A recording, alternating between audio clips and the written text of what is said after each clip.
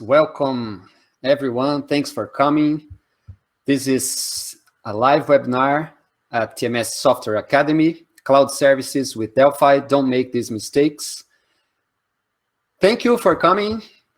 Lots of known names here, people from all around the world, from Germany, Finland, Europe in general, Brazil. I can't see your, don't worry, I can't see your country here, your location. It's just that I know some people here. All right. This webinar is for beginners. So I know there are some people here who already develop cloud services with Delphi. So this is intended for beginners, concepts, and the first pitfalls that one might fall into that you might avoid when start developing cloud applications. But sometimes there are always new information for you, and we will have questions and answers at the end. So a little presentation, since this will be recorded after available at YouTube. And in the last webinars, many people asked who is the one who's talking there. So a little small presentation here.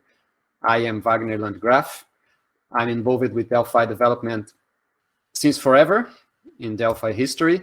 And I joined TMS more than 20 years ago. So it's been decades of partnership and friendship. And I'm very happy with it. And I'm the chief architect of products of the TMS business line. The TMS business is a line of products, of TMS products, more focused on enterprise development of enterprise applications, whatever that means, but mostly it's like database applications, multi-user applications, multi-tier applications. So I'm involved mainly at TMS with TMS XData and those products. A little presentation about myself and TMS.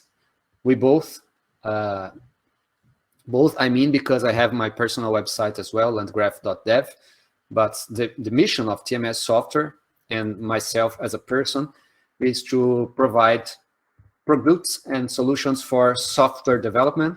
Our focus is you, developer, and our intention is to make your life easier. We've been working with, our first component was released in 1995. And I always like to stress that TMS, not mission, but TMS target is to provide these four key values, so to speak, to the customer, which is stability, support, compatibility, reliability.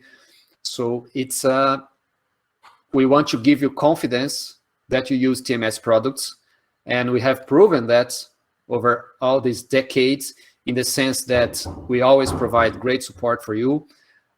We think so, at least. We receive feedback about it. And we always try to keep compatibility of products. So it's, with rare exceptions, products that early customers started using in 1995, 10 years ago, it's still working with latest Delphi versions, it's still being updated. And we want to make sure you are safe and feeling safe with us. And that is also indicated in the fact that we are supporting all Delphi versions, speaking about Delphi World, since forever. So everything is supported. All right.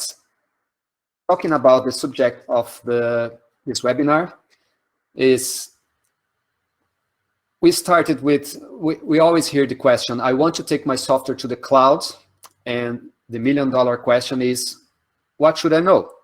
So given my experience with Delphi, and recently I mean the last 5 or 8 years, which is when we started with TMS XData, for example, starting with being involved with multi-tier applications more heavily, is to share with you the very basic things that you have to pay attention to when developing to the cloud. But first, we'll talk about what is cloud. The Wikipedia definition would be computer resources on demand. So it means that cloud means that you have CPU processing, computer processing, memory, and storage on demand.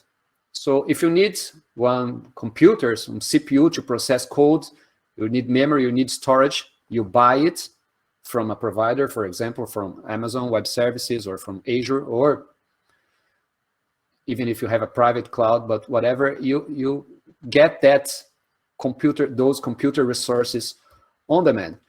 And when customers, friends, and people come to me and say, I want to move to the cloud, that actually means lots of things.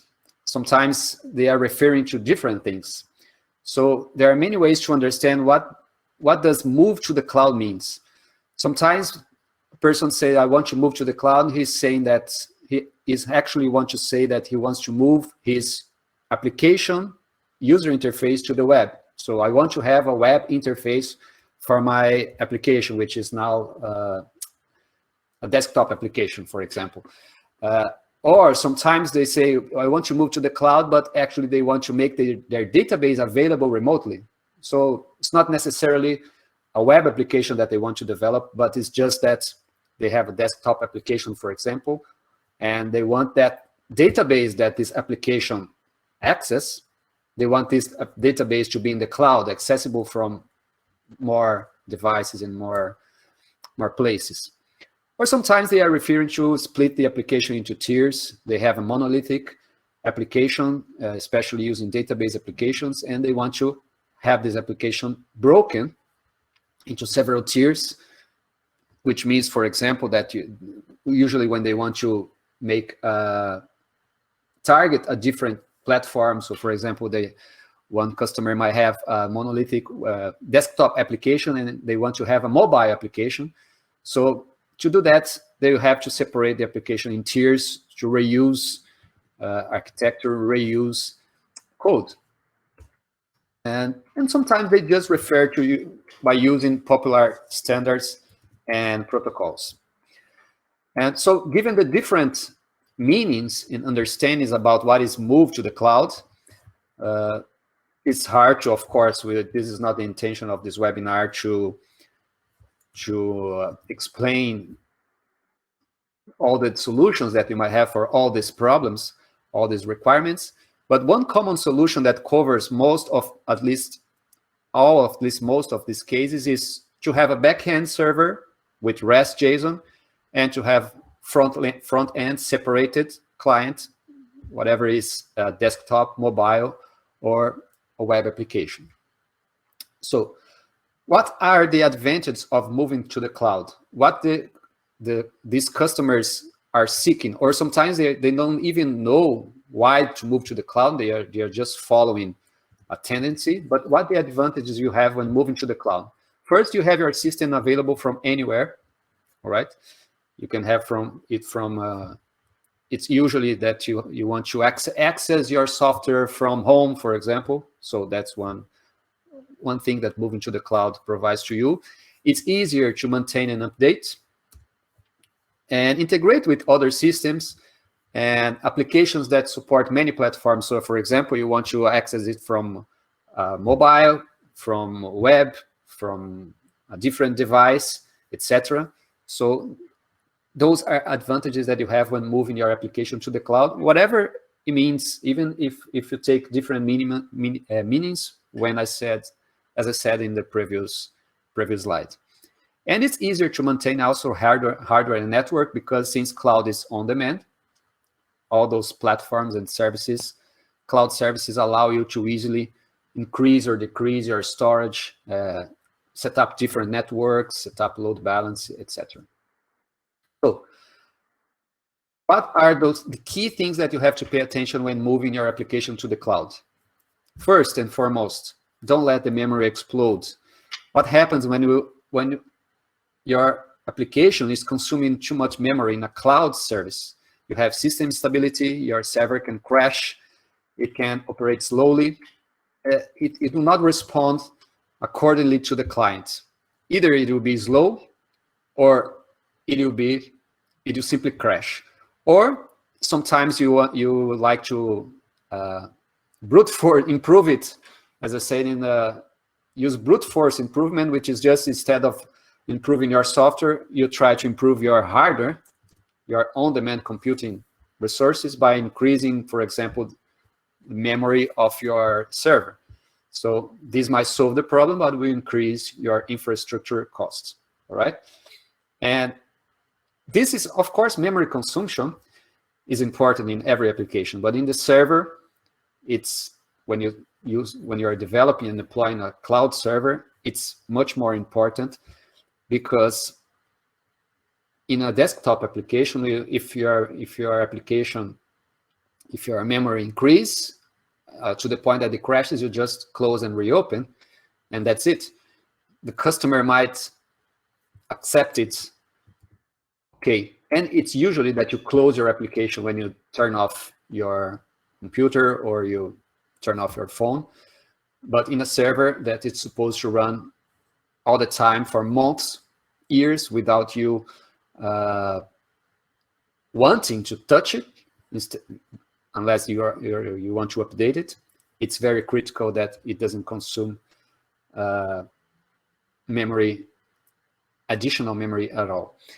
And what causes high memory consumption usually in Delphi applications, in Delphi servers? First, memory leaks, since Delphi doesn't have automatic memory management. Memory leaks cause memory consumption. Memory being released at late time, I'll explain what it is. Buffered request and response might also make your server not perform very well when regarding memory use. And of course, if you use libraries and frameworks that are not optimized. So memory leaks. I believe, and I hope that all of you are already familiar with memory leaks, especially if you are a Delphi developer. But again, this is for beginners, so just to do a quick review, a memory leak happens when you allocate memory in your Delphi application and you never release it. This is one common example. We have a fbar variable here. We have a tbar object being instantiated. So memory is being allocated to hold the fields of this tbar object, and it's never destroyed. I know that, as I said, I hope that you all know that, but we all are subject to forget destroying these objects. It's very common to do, or even more dangerous, because it's not always visible, that you forget, for example, to have a try finally. So sometimes you create an object, execute some code, and then destroy that object, but you do not wrap that code around with a try finally block.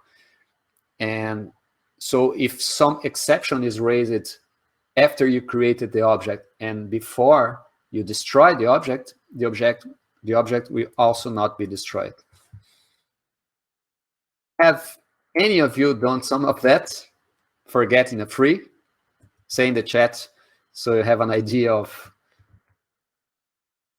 the current state of you people now. I have, of course. So what I say as a joke, which is the second more valuable Delphi line of code, is this one. Because with one line of code, you have automatically memory leak checking, at least for most of time. So with this line of code, your Delphi application will report any memory leaks you might have when you close it. Okay? Yeah. David and Richard, welcome to the team of those who generate memory leaks. So this is a report. Let me do let me show you an example now. You see my Delphi screen?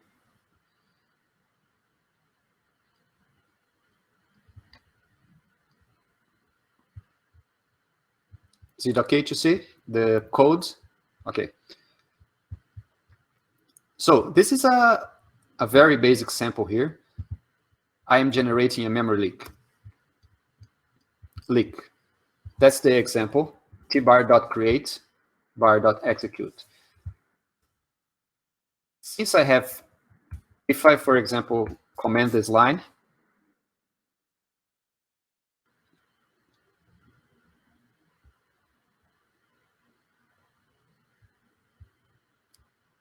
all right, I'm generating here 7 or 8 clicks, nothing happens. But with memory leaks on shutdown set to true, if I click 3 times here, for example, when I close the application, I have a report saying that the tbar object was created 3 times and it was never released. Of course, in Windows, especially after Windows XP or Windows XP, Windows management manages the memory. So even if your application never releases it, when you close your application, it releases memory. So the operation system doesn't suffer from that mostly, but your application suffers, because if I kept clicking there and click it 1 million times, I have 1 million objects in memory. As I said, that's not a problem with a desktop application. It's unlikely that some user will click 1 million times something. So it's usual that customers have an application that has memory leaks and they never realize it because the leaks are small. Sometimes the applications leak 1 megabyte or so, but then users close the application and they never notice. But again, in a server application, imagine that one click in the button is one request in your server. So in one day, in 1 week, that will not be a problem. But after 6 months, maybe you have 1 million requests processed, and that memory will increase and your server will crash. All right? So pay attention to it. Use this line. This is the beginning of memory leak, memory checking. There are much more tools, more ways to check, deep ways, but this is the start. Report memory leaks on shutdown. I always type that line in any application that I'm doing, any test that I'm doing, and you should do that too. Okay?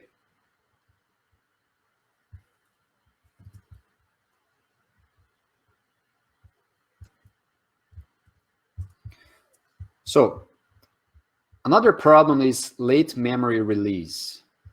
What is that? It's when memory is allocated, but it's released at the end of the application. This is an example here. Actually, I'll show the example in the, I already show you in the code.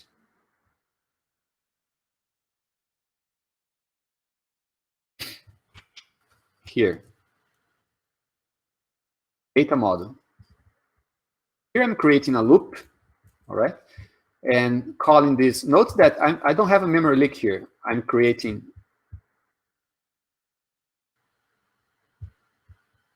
a service object.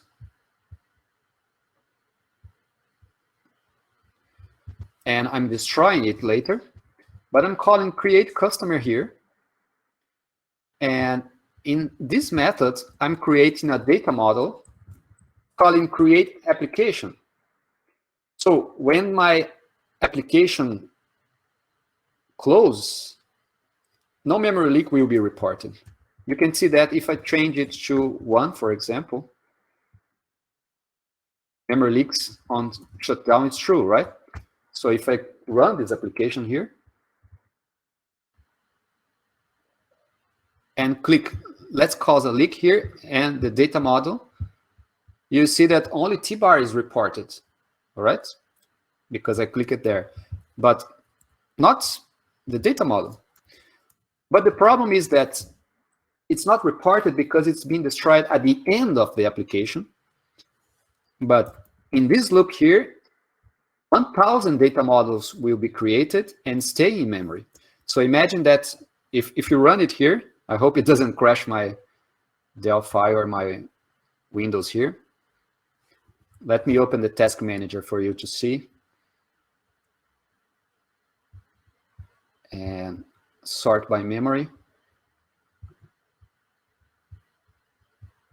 You see, the memory is increasing. Lots of memory being consumed here because I'm creating 1,000 data models there. It's getting close to 1 gigabyte.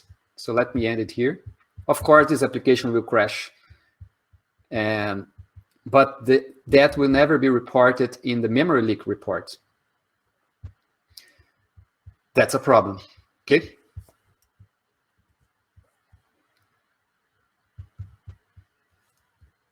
So how to solve that? That is harder to solve. First, you have to have a discipline that I do that. Whenever I allocate memory in my code, when I type tObject.create, I immediately write the code that destroys that object. I always do that. Create something, destroy something, because sometimes even the code that destroys the allocated memory is not in the same place, it's not in the same method, it's not even in the same unit. So pay attention to it, create and deallocate. And that will also reduce a lot. And you have to find ways to catch that, tools. I have a blog post here in my website. You can Google for it, Catching Memory Leaks in Delphi. There are several tools that allow you to take snapshots of the existing memory. So you can have, for example, take a snapshot of the memory, execute your code that you want to inspect, and then take the snapshot of the memory after that, and then you can compare it to see if some memory was allocated in the process and never released. And you should know that in that code, no memory should be leaked. So that's a way to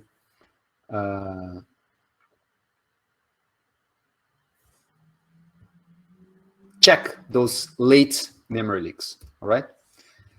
Another thing is buffered requests and responses. What is that? We're talking about server, all right? So server, the client is sending information to the server is processing that information and returning other information to the client. So there is this process of sending and receiving data from both client and server. So in the server, you can have streamed or buffered requests. I usually use this Netflix analogy, which is, this is in Portuguese, but I believe your Netflix app is the same. So the white button here is watch, and the black button here is download.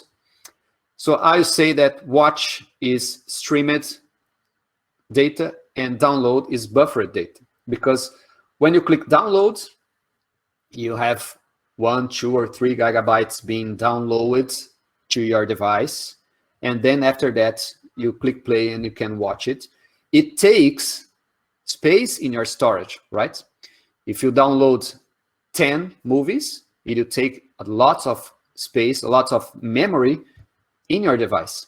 On the other hand, when you use streaming, you click watch and it just downloads a few bytes, maybe a couple of megabytes, and you already start watching the movie immediately. And of course, and even after you watch it, those minutes, those megabytes are discarded by the application because you don't need it anymore. So it's downloading and discarding, downloading and discarding. So the memory that the application uses is much less. You can see that with that analogy, right? You can't, for example, if Netflix application could have lots of windows when you could watch several movies at the same time, with streaming, you could watch 100 movies at the same time. And we're talking about memory here, not CPU, of course. But you could watch 100 movies because each of those movies are taking low memory. It's just those bytes needed to show a few seconds of the movie, and then they are discarded.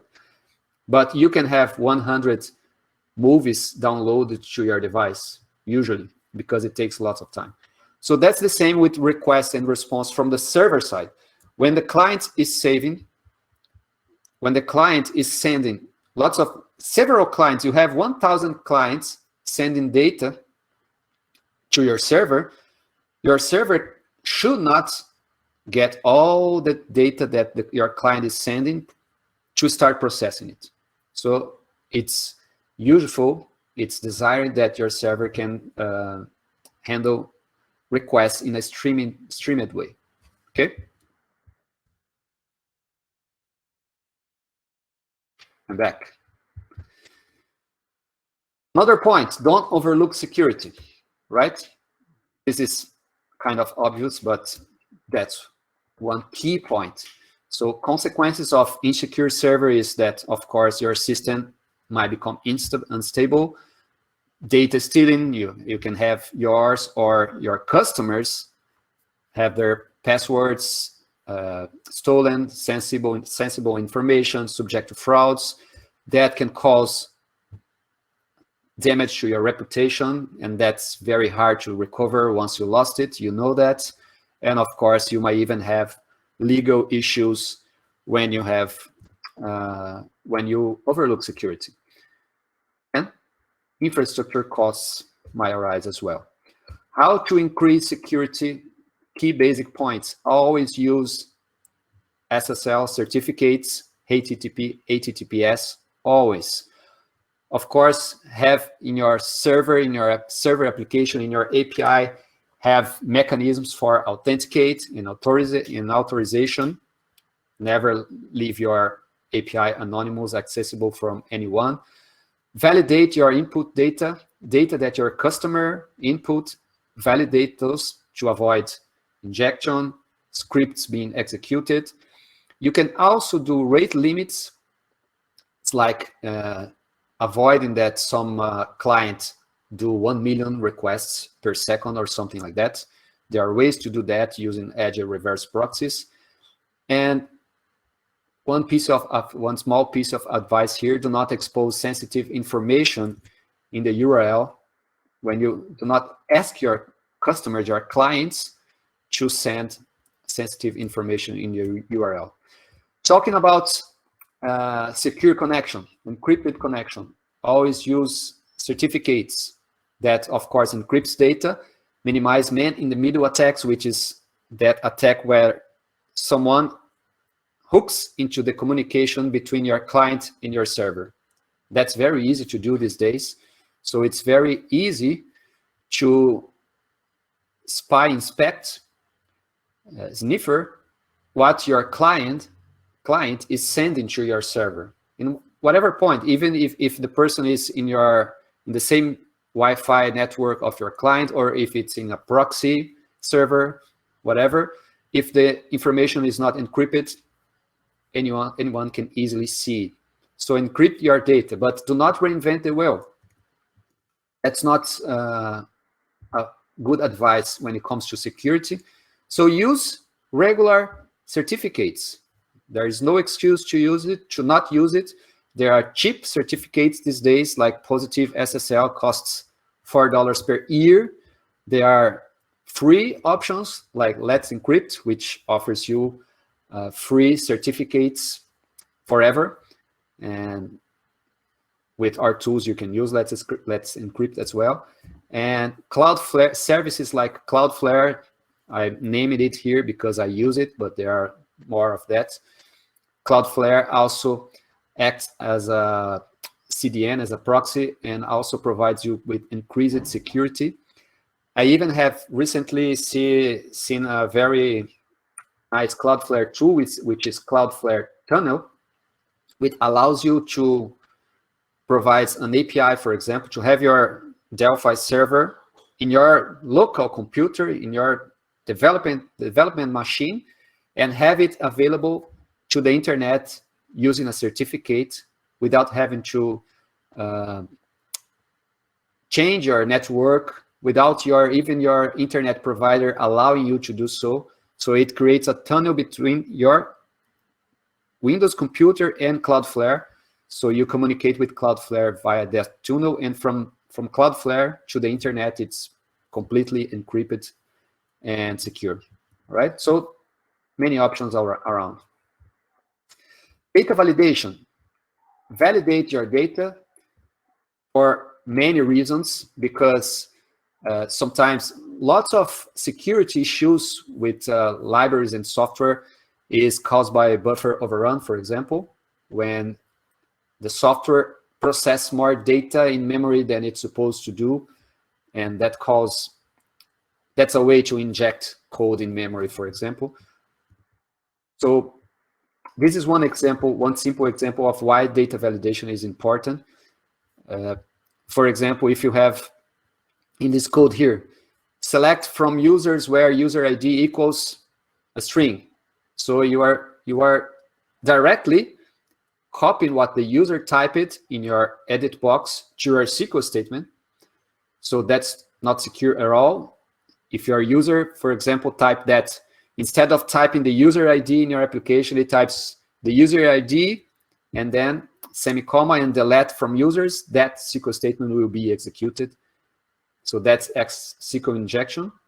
And you avoid it, of course, using parameters. Always use parameters in your SQL statement. Never concatenate strings to never concatenate user data directly to the SQL statement, but also validate what your user is typing. If, for example, we could validate this information here to allow only integer values, that kind of problem will never happen, even if we are not using SQL parameters, all right? And sensitive information URL, avoid it as well. So this kind of, do not create a server that requires information like that, and do not call a server from the client point of view that requires you to send information like that, like user and password in your URL, secure tokens in your URL, because that information is encrypted, all right, with certificates, yes, but it's recorded in a lot of places. It's available in referrer headers in HTTP. It ends up in log files all around the world, in the proxies, whatever your request is trafficating, in other systems, and in your browser history and cache that can be retrieved somehow if you have an invader, or even that information can be seen by someone watching over your shoulder. So it's not a good place to put information there, all right? Third point, do not code a single-threaded application. That's one common thing that I see from support that I provide, is that users struggle, and that's completely understandable because it's a hard topic here. But they struggle or forget that when you talk about a server, you have to think about multi-threading. You always have to think that your code might be executed by multiple threads. So this is a very common example here. I have a global variable, next ID, and I do some processing that increments that variable. That's such simple code cannot be used in a server environment. It's not safe, because you might have two different clients accessing your server, and that can cause this method, process unsafe request, being executed at the same time. So it's possible that the next ID plus one code is being executed at the same time before the result of this addition is put back in the next ID global variable.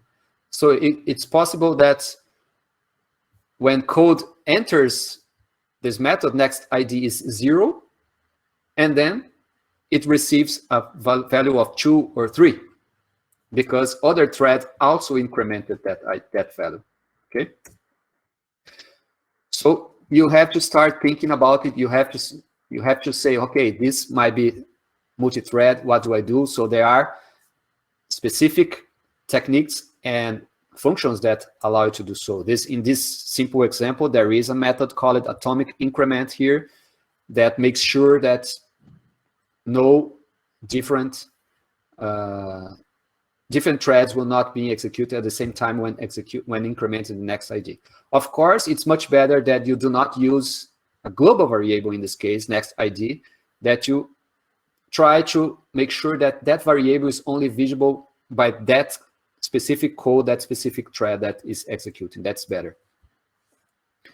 And you might say, all right, you might say, this is so uncommon here that next ID will be executed at the same time. So let me give you this code here, show you this code that shows that it's not. In this application here, threads and states, we have here unsafe threads. I'm just running threads here that increments that code, but one is process unsafe, which is like next ID plus 1, and the other one is atomic increment, okay? And the result here, at the end, it shows the final value of next ID. So if I run safe threads here, wow, it's low. Okay, we see that I've run that 50,000 times, and next ID value is 50,000. But if I run unsafe threads here, you can see that it fails sometimes. So you can never rely on that. That's unlikely to happen, because it will happen. So this is just a simple code here. We have 50,000 requests, for example, but in 2 of them, 6 of them, you have a problem. So do not do that. Oh, sorry. Okay, back. Now you see it. Sorry. So let's go back here. I have process safe requests, all right, with atomic increment, and process unsafe requests. Next ID plus 1. So let me run it again. So when I click save threads, I'm running 50,000 times. The next ID, final next ID value will be 50,000, okay? And when I run unsafe threads, again, now that you see it, you see that of 50,000 processing, 50,000 requests, 1 failed here, 2, 4, here is 24 actually, but here 4. So it's very rare, but when it happens, it causes you problem. It even might cause data inconsistency. Your customer data might become inconsistent. All right. All right, guys. Sorry about the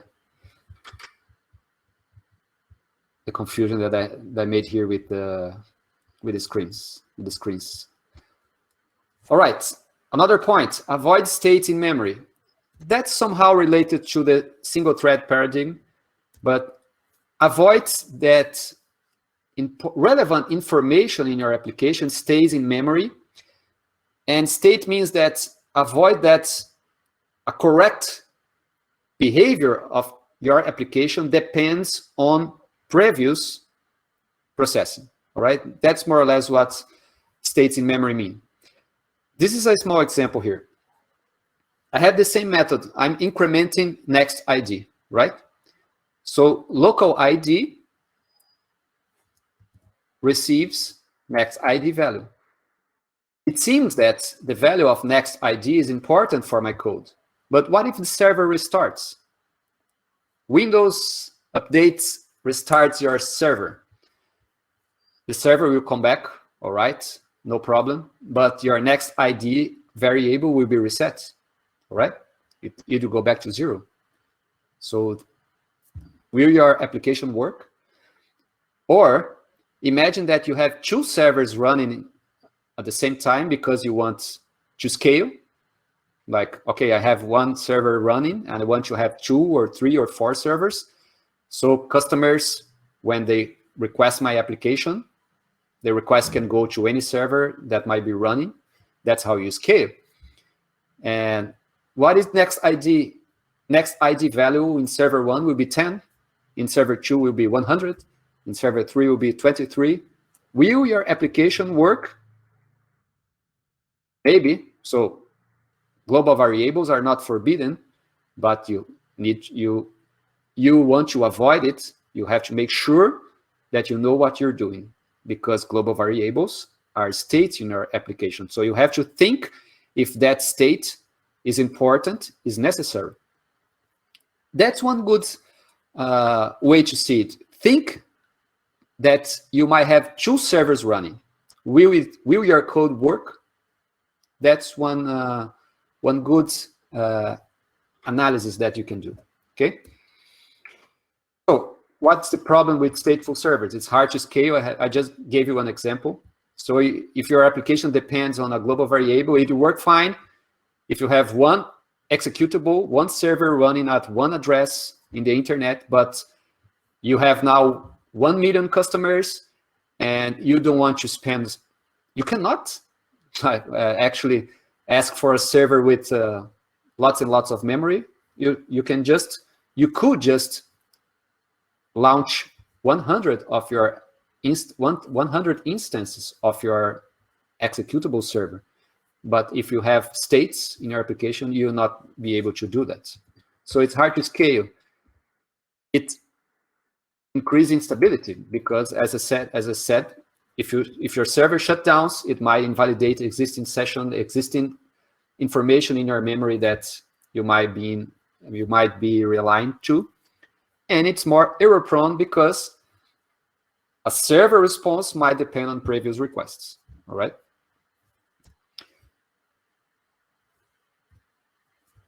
This is another example of stateful server. You might say, okay, I just get rid of my global variables and I'm good.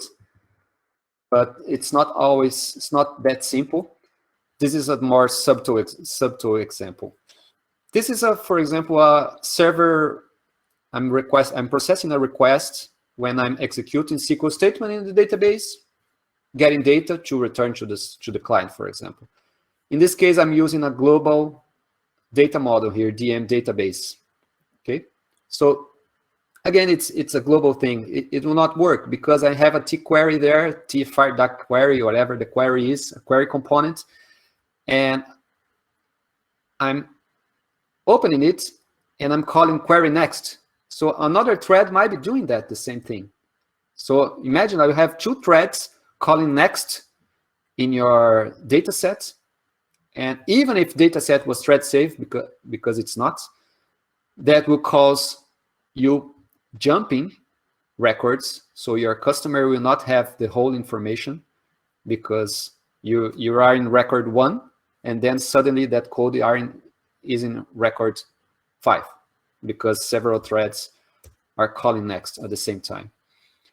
So one way to do it, and sometimes you have to do it, is to enclose your code with monitor or critical sessions, ensuring that code will never be executed by any other thread.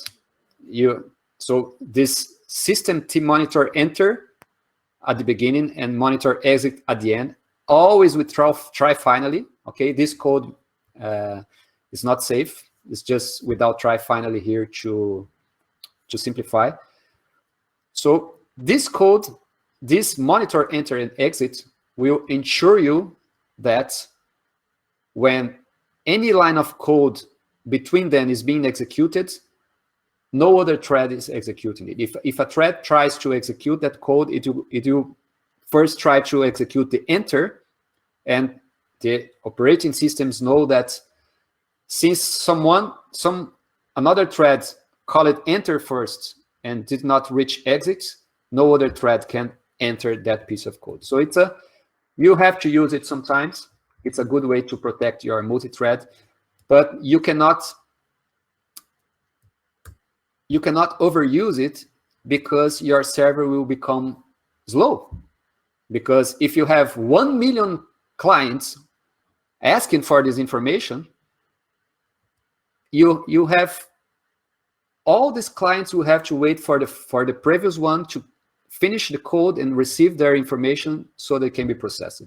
So if you have one server with 4, 8, with lots of threads that could be executed, this code would only be executed one at a time. So your server will be very slow. This will be a bottleneck in your server. So you also use it wisely. It's a useful tool, but do not overuse it. But this code is not safe yet, because I'm using the global data model DM database here. And note that I'm checking if database is active. And then if not active, I'm setting the SQL statement and open it. But imagine if another thread already do that, and now the code reads here, and the thread is already active. I do not set the SQL statement again. So this code is not safe even with critical session. All right, this is a logic problem in the code, but it's not safe. So one way to do that, it's again, avoid global variables, create your data model locally in the method, create, process, destroy. We try finally, not this way, the way it's showed here. Try finally, create the data model and destroy. And now it's stateless, but you might ask, okay, but if I have 1 million requests, will I have 1 million TDM database being created? What about 1 million connections to the database? Correct, but that's the way it is. And there are other techniques like connection pools to avoid such 1 million connections to be created. FireDuck already has a nice built-in mechanism for a connection pool, XData as well, if you don't use FireDuck. But yes, you have to use connection pools. And regarding the question, okay, if I have 1 million requests, will I have 1 million TDM databases instantiated? No, because you also have the concept of thread pool, which means that 1 million requests to your server will not create 1 million, should not create 1 million threads in your server, in your application. You might create 10 or 20 threads, and then once one thread is finished, the other is processed. So that's how it's also supposed to do for your server to process properly. Guys, are you okay with this? Any questions so far? Should we leave the questions to the end? I can always go back here. And finally, document your API. REST is not a standard. There is no RFC. It's just a software architecture. So there is no standard way to document your application. And no standard way to know, no convention for REST to know here is where I get my customers. How do I insert a customer? How do I create an order? How do I cancel budget here? So there is no way to guess. So there is a de facto standard, which is Swagger, to document REST APIs. If you want to create your REST API, take a look at Swagger. It's the standard way to document our application. Well, sorry, it's not the standard, it's the de facto standard. But since it is, when you document your application or your server, your API using Swagger, you get the benefit of a big ecosystem, because around Swagger you have source generators, you have tests, test user interfaces when you document your Swagger, your API with Swagger, etc. Swagger itself is just a JSON that describes your API. So that's what your server should publish. Your server should generate a JSON with all the information that your server provides, the endpoints. So here's /customer, you get a customer, you get, etc. And here is an example of the Swagger ecosystem. Once you have your JSON, your Swagger JSON, describing your API, you can use, for example, this user interface, which is dynamically generated from that JSON. So you already have your API endpoints displayed in a very user-friendly way. And you can even, I'm not sure if, yes, you can even execute, invoke your API endpoints from that user interface. So this is all you get for free, so to speak. You get as a bonus if you document your API using Swagger. You can already test your application. It lists the parameters you need to input, the types of the parameter in a very friendly user interface. This is just one thing. You can generate documentation. You can generate code from that Swagger JSON. So there is a lot of benefits you get when you use Swagger. And finally, to finish this webinar, don't forget, stay at the end. You have a surprise at the end. But I like to talk about TMS XData, which is TMS solution to move your Delphi application to the cloud. So TMS XData will allow you to have the cloud at your hands. I will say this: what is the best way to move my Delphi application to the cloud, or what is the cheapest way, or what is the fastest way, or what is the more performatic way? Those are hard to answer questions because there are lots of options there. There are lots of alternatives, free and pay. But I would dare to say that XData is the most straightforward way to take your Delphi application to the cloud. Why is that? Because using XData brings you sets of characteristics that make it very straightforward for you. First, it's easy to start with. I consider it very easy to start with. I consider that the code you have to write is very high level because it focuses on business rules, your code. If you see a server, the source code of a server written in XData, you will not see lots of HTTP, JSON, lots of low-level stuff around the code. Mix it with your business code. Usually you see your source code with business rules. That's your code deals with high-level objects, business objects, deals with pure code Delphi objects. So that's what I want to stress as focus on business rules. On the other hand, besides it is easy to start with and focus on business rules, it has very powerful features available when you need it. It's very common that you start with a solution, start in a way, and it works fine for 6 months or 1 year or less or more. But then at one point you need a feature. You need, okay, now I need, for example, I need to have Swagger JSON in my API. And then you have to write it yourself, or you need that. And XData has lots of features that I will not list all of them here, but it's there for you to use. Authorization, authentication, free certificates, multi-tenant, security, lots of things we saw here, Swagger, and they will be there. Also, it's robust, stable, and full feature. So it's like that. There is no known bugs in XData. If bugs exist, if we get a report of the bugs, we fix it as soon as possible. And one way I have to measure XData success on this area is I monitor most, if not all, of the support we receive regarding TMS XData. And I say that it's very, very rare that you have support requests that complain about performance, that complain about server crashing, and things like that. Most of support, majority of the support is just questions about how to use this and how to use that.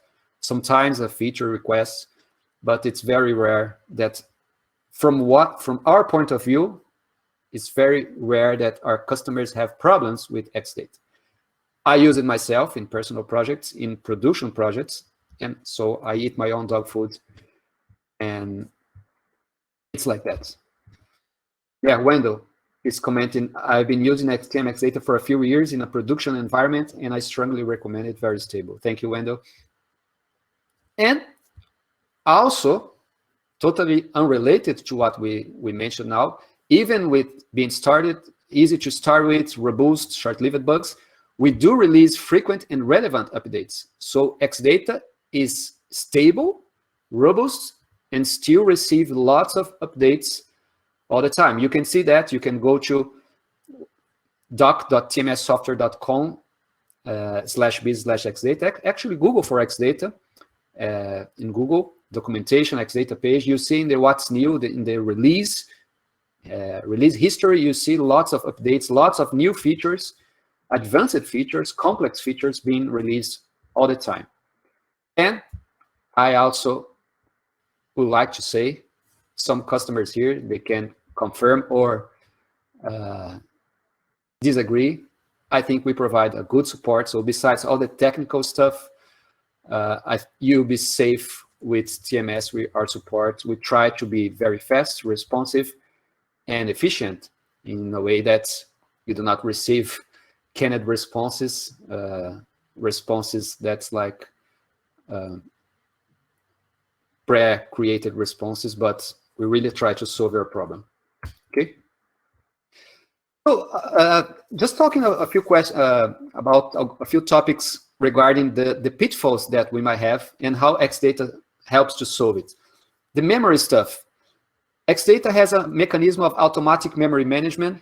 Of course, Delphi doesn't have it, and XData is not 100% automatic, but it tries to help you in a way that, remember that I said, focus on business rules. This is one example of real XData. Well, it's not real, but could be a complete XData endpoint implementation. So this could be a code that returns data to the server, to the client in JSON format. So you don't see JSON here, you don't see HTTP, you just see that I'm creating an object, filling some data and returning. This is fine for XData. And you see that I'm not destroying the object. That's okay, because XData will destroy it. Okay, so that helps in reducing the memory leaks that you might have in your server. And this is the detailed information about it, of course, is described in the manual. And so memory is released after each request, and besides not having bugs, XData doesn't have known memory leaks. Whatever, we have tests to detect memory leaks on it, of course, and if you ever receive a report from customers, we fix it. It's very rare. Bugs happen, but memory leaks are very rare to happen here. And XData do provide buffered requests and response. So that's why it's so fast and consumes so low memory, because it also does buffered requests and response. And of course, it's lightweight and optimized. Here is, for example, a screenshot of a real XData server running in Amazon Web Server. This is a project that I'm involved with. It's a real project. This is a screenshot of our production software. And you can see that there are requests, several requests in the same minute. This is actually after hours. So unfortunately, I took a screenshot after hours, but in the regular hours, the requests are much more common. So it's kind of, we could say 100 requests per minute, 200, between maybe 5 requests per second in this specific server. And you can note from the task manager that we have lots of servers running here. We have 1, 2, 3, 4, 5 servers, 5 different XData servers running here. And you can see the amount of memory they take. It's like less than 40 megabytes. This is running in a Amazon Web Server T2 micro instance. It has 1 gigabyte RAM. So it's 5 servers, several requests per second, and it's 1 gigabyte RAM. So consuming low memory consumption, not even, it's very important for your application to work fine, to reduce support, to increase your reputation with the customer, but it also saves money to you. because that's a so cheap cloud machine here. About security, we try to give you support to, it works with the free certificates. We try to give you support to do that. Use certificates. It has a completely built-in authentication and authorization feature. It can be used with reverse proxies and edge proxies. I have personally also have servers running behind edge proxies. We have some tweaks in XData to work fine. It's not every framework that works fine behind edge proxies, so it works. Aurelius has data validation features. You can declare validation rules directly in your classes, and you automatically perform and enforce those validations. Remember when I say XData has a feature when you need it, so it has lots of advanced features when you need it. To solve the multi-threaded stateless issue, of course, XData is stateless. It's optimized for you to use. It does have a built-in connection pool mechanism for you to use. And again, it focuses on business rules. XData handles most of low-level threading issues. So this is an example of, again, an example of a real endpoint. You see here, there is no critical session code. There is no complex code to deal with threads. It's just simple executing a SQL statement and returning it. In this case, it's not returning, it's deleting. This is what you need to do to delete a record, for example, in XData. XData does implement a thread pool. It works with a thread pool. It creates the threads, create the instance for you, the contests. So again, you focus on your business rule. It doesn't mean you have to neglect it. It doesn't mean you don't have to understand about it. But in most of cases, you are safe with XData without thinking too much. And of course, Aurelius XData does support Swagger. And it not only supports Swagger, but it supports it in a very smart and easy way. You can automate 100% of Swagger generation. That's not always true. Sometimes you have a solution that supports Swagger, but you have to write a lot of extra code to add the information in Swagger, to add your documentation content. You can do that here, but we provided a solution where you document your API, because in XData, your endpoints are methods in your Delphi code, as simply methods. And if you document that methods using your regular XML documentation, you can have Swagger automatically for you. So this is, again, productivity and code reuse. In this example here, I have my function add that adds 2 numbers, for example. This is my server implementation. And I can document it for my own use. You can see in the help site at the top right of the screen that Delphi grabs that documentation, that comment information, and builds your error insight for you. So it's there. The documentation is there, the parameters, but our tool gets that automatically and generate the Swagger JSON for you, everything automatically, because it does know the name of the method, the parameters that it receives, because it's already a Delphi method. So with a single click, you have a Swagger documentation, a UI, a test UI for your API, without a single line of code that describes all the endpoints you have, describes the parameters this endpoint receives, how these parameters must be informed in the URL, in the JSON, what are the type of those parameters, and the documentation of those parameters and those methods coming from the comments of your codes. Okay, so this is very straightforward. And that's it. Of course, I believe you might have questions and answers. This is what I'm going to do now. If you want to know more about XData, this is the URL, tmssoftware.com/xdata. And here is a gift for you that stayed with me until now. It's a 20% off coupon to purchase new license of XData. This is the coupon code, and this is valid until tomorrow. So let me try to, I hope you have some questions and answers here. I hope you have not fallen asleep. And if I overlook a question here, please do it again. I'll try to, I'm looking for the old messages, all right? So David is asking, would the connection pool be part of TM database so that a pool is created each time?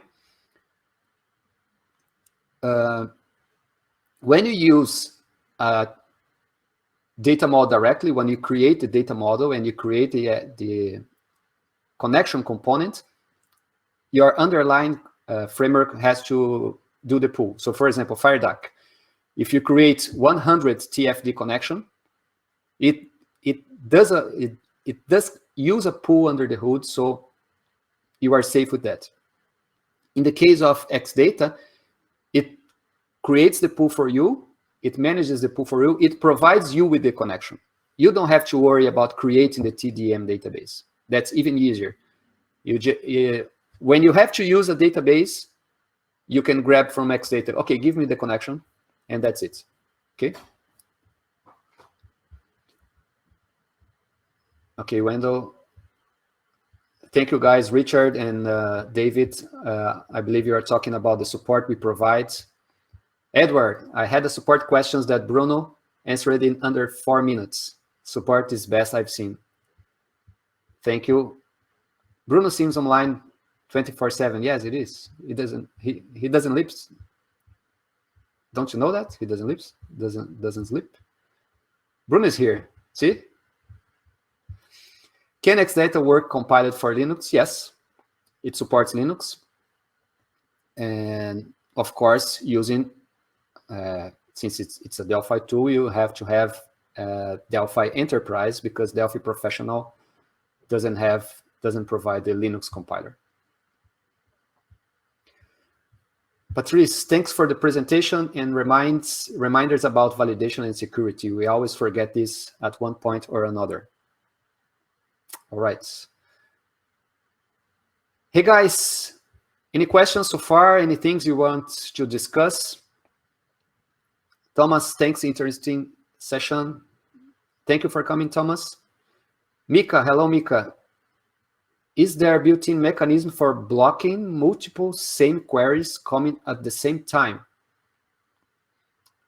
Wait result of first and return that. For example, all clients takes 10 seconds and 40 clients asks it same second. Sorry, Mika.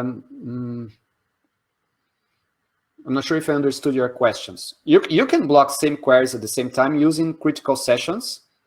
As I mentioned it, you can always wrap your code around critical sessions, and that will make sure that that code will only be executed one at a time. But you usually don't want that, because that will create a bottleneck in your application.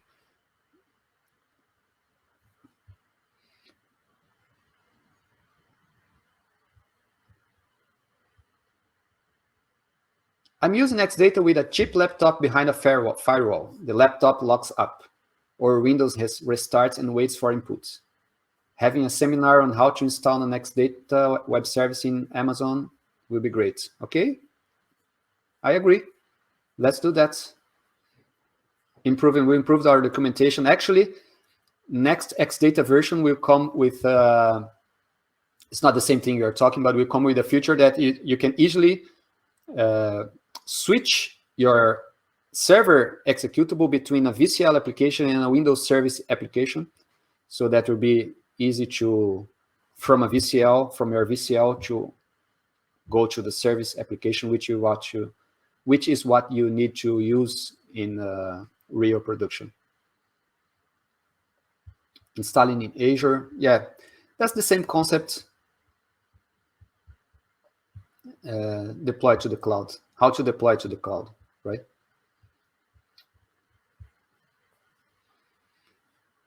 All right, guys. Any more questions, comments, complaints?